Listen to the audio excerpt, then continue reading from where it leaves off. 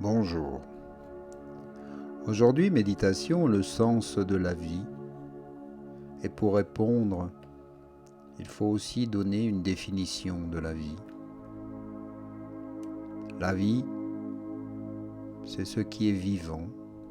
La vie est nécessairement mouvement. Elle ne peut être statique. Elle bouge, elle évolue sans cesse, elle grandit. La vie est organique. L'humanité est comme un organisme constitué de 7 milliards de cellules vivantes. Le monde végétal, le monde animal, le monde minéral, tous ces univers sont vivants. Le rythme de vie du monde minéral est plus lent, il n'en est pas moins vivant. Les pierres naissent et meurent, comme les planètes, comme les animaux. La vie est le processus imaginé par le divin pour se développer, pour expérimenter. D'un point de vue technique, la vie, depuis des millions d'années, s'est développée partout dans l'univers. Elle expérimente, elle crée, elle détruit, se transforme. Elle cherche, se découvre, s'améliore. Dieu, énergie, par le processus de la vie se crée, se transforme, s'expérimente, se construit. La mort est la fin du processus de la vie. Sans vie, il n'y a pas de mort. Sans mort, pas de vie. En réalité, il n'y a qu'un début et qu'une fin de processus. C'est un processus d'évolution. Il est actif pour toutes les consciences qui sont des univers à part entière. Les planètes, végétaux, animaux, humains, etc. Partout, le macrocosme est dans le microcosme, et le microcosme est dans le macrocosme. Quel sens peut avoir la vie? Prenez le temps de méditer, de vous installer confortablement, de fermer les yeux pour un instant et de prendre conscience de ce qui suit. Car quel sens peut avoir ce processus, ce cycle qui a un début et peut-être une fin? Quel sens peut avoir le cycle des réincarnations, par exemple?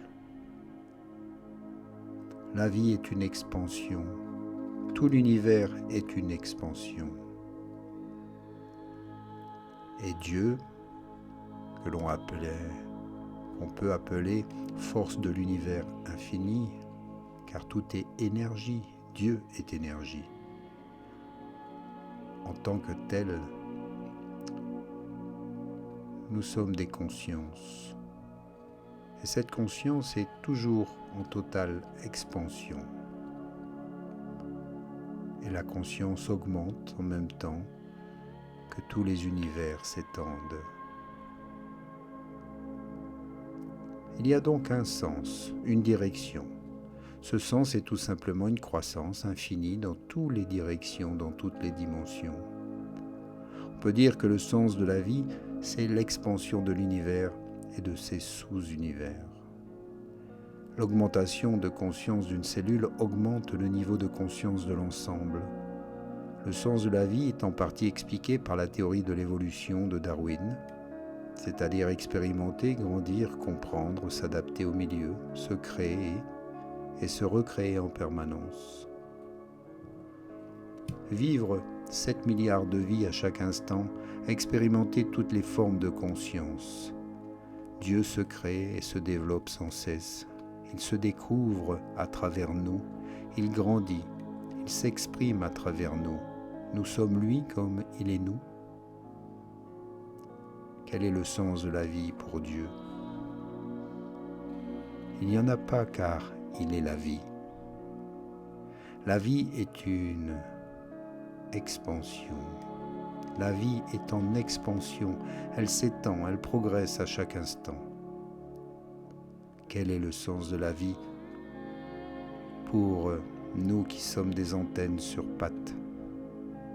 Grandir, expérimenter, comprendre, faire avancer l'humanité, comprendre que nous sommes un, découvrir le divin qui est en nous, s'éveiller les uns les autres, s'éclairer mutuellement, augmenter le niveau de conscience générale, voilà un sens à la vie pour l'être humain. C'est le sens de la vie puisque plus on s'éveille, plus on se connaît, mieux on se comprend, plus le divin qui est en nous peut alors s'exprimer. Finalement, nous participons tous à la création de l'univers, tels des cellules d'un même organisme. Nous progressons, nous nous développons. Voilà le sens de la vie pour l'humanité en tant qu'organisme vivant. Pour nous, les robots endormis parfois que nous sommes, il y a plusieurs façons de vivre sa vie. La recherche du bonheur des autres et du bonheur collectif est plus bénéfique et plus profitable à l'univers que la recherche du bonheur individuel. L'intérêt du plus grand nombre devrait l'emporter sur l'intérêt individuel. Le cœur devrait l'emporter sur le mental. De la même façon que chaque cellule d'un corps humain travaille au bénéfice de l'ensemble du corps, un être humain éveillé travaille pour l'intérêt collectif. Les humains sont souvent classés selon leur niveau de richesse. Pourquoi ne ferions-nous pas un classement en fonction de ce qu'ils ont apporté aux autres? Qui seraient alors les mieux classés? Mozart, Bach, Edison, Einstein? Comprendre que nous grandissons en faisant grandir les autres, c'est là le signe d'une grande sagesse. Quand on comprend que les autres sont réellement nous, dans un autre espace-temps, dans une autre dimension, alors tout devient plus facile. Alors la compassion peut s'exprimer. Pour beaucoup d'êtres humains, la vie n'a pas de sens, et pour deux grandes raisons. La première, ils ne savent pas ce qu'ils sont réellement.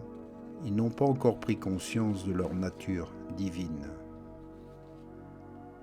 La deuxième, c'est qu'ils ne savent pas que les autres êtres humains sont eux. Nous sommes un. Comment, dans ces conditions, pourraient-ils savoir et comprendre, de prendre pleinement conscience de leurs actes, de leurs conséquences? Jésus disait « Il faut leur pardonner car ils ne savent pas ce qu'ils font ». En effet, tant qu'on n'a pas compris, assimilé, vécu l'expérience du « nous sommes un », chacun fait ce qu'il peut dans son univers avec ses propres vérités. Tant que nous ne sommes pas libérés de nos programmations mentales, comment devenir libres? Comment pouvons-nous nous élever? Comment être juste lorsqu'on est prisonnier de son ego? Quelle proportion de l'humanité est pleinement consciente alors? Voilà l'urgence et la nécessité d'éveiller le plus de conscience possible. Avec le développement de l'Internet et de tous ces outils, il est désormais possible de diffuser massivement le savoir et d'aider à l'acquisition de ces nouvelles connaissances. On peut donc s'attendre à une augmentation massive du nombre de personnes à haut niveau de conscience, et ce dans toutes les dimensions. Chaque jour, le sens de la vie est de plus en plus partagé, comme avec ce texte. Prenez-en conscience. Développez cette énergie de savoir et de comprendre le sens de la vie.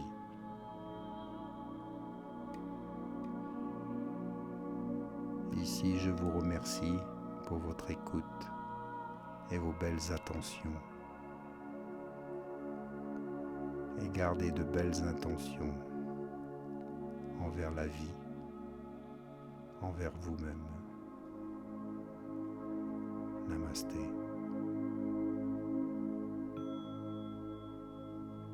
Revenez ici en conscience, bougez les doigts, les orteils, réveillez le corps.